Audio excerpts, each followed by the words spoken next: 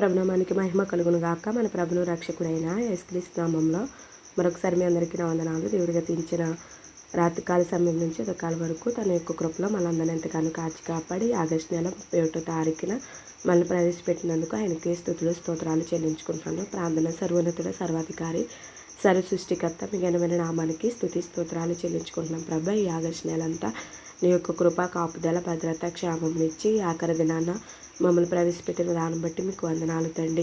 మమ్మల్ని ఇంకా ఆయా నూతన దినములో ఆయా నూతన నెలలో మమ్మల్ని ప్రవేశపెట్టి సహాయం చేయమని ఈ దినాన్న నీ యొక్క కృపలో మమ్మల్ని భద్రపరిచి క్షేమంగా ఉంచిన దాన్ని బట్టి మీకు వందనాలు.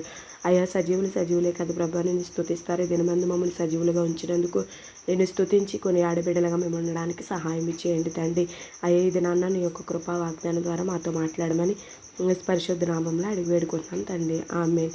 ఈ దినమందు దేవుడు మనకిచ్చిన వాగ్దానం ఏంటంటే, లోకంలో మీకు శ్రమ కలిగినను ఆయనను ధైర్యము తెచ్చుకొనుడి. యోహాను సువార్త 16:33 ఇక్కడ దేవుని యొక్క లేఖను మనతో మాట్లాడుతున్నారు. లోకంలో మీకు శ్రమ కలుగుతుంది, ఆయనను మీరు ధైర్యం తెచ్చుకొని మీరు ఈ లోకంలో జీవించండి అనేసి, నేను లోకంలో జయించి ఉన్నాననేసి దేవుడు ఎంతగానో మన ప్రభువు మనకు తెలియజేస్తున్నట్లు ఇక్కడ మనం చూడగలుగుతున్నాం. కాబట్టి లోకంలో శ్రమ రాదని మన తండ్రి చెప్పట్లేదు, కానీ అనేక సందర్భాల్లో అనేక విషయాల్లో మనకు శ్రమలు అనేది ఎదురవుతూ ఉంటాయి.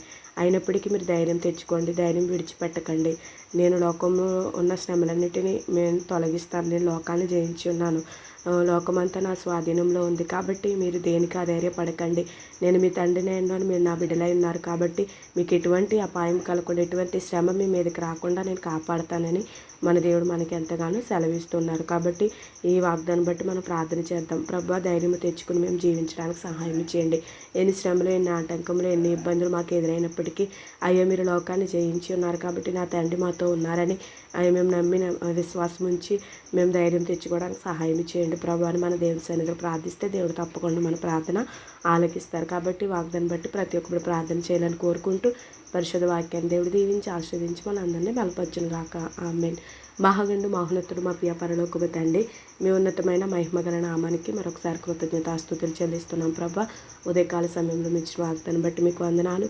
అయ్యే లోకంలో మీకు శ్రమ కలిగినను ధైర్యం తెచ్చుకుని ఉండమని సెలవిచ్చిన దేవునికి వందనాలు. లోకాన్ని జయించి ఉన్నానని సెలవిచ్చారు. ఎన్నో మార్లు ఈ మాట మాకు అయ్యా తండ్రి జ్ఞాపకం చేస్తున్నప్పటికీ మేము అధైర్యం కలిగి ఉంటున్నామేమో తండ్రి, ఒక్కసారి జ్ఞాపకం చేసుకోమని ఈ వాగ్దానం ప్రతి ఒక్కటి వెనుకల్లో దీవించమని సమస్త మహిమ ఘనత ప్రభావాలు మీరు మాత్రమే ఆరోపించుకోమని పరిశుద్ధ నామంలో అడిగి పొందుకునే నామ తండ్రి. ఆమేన్. Praise lord.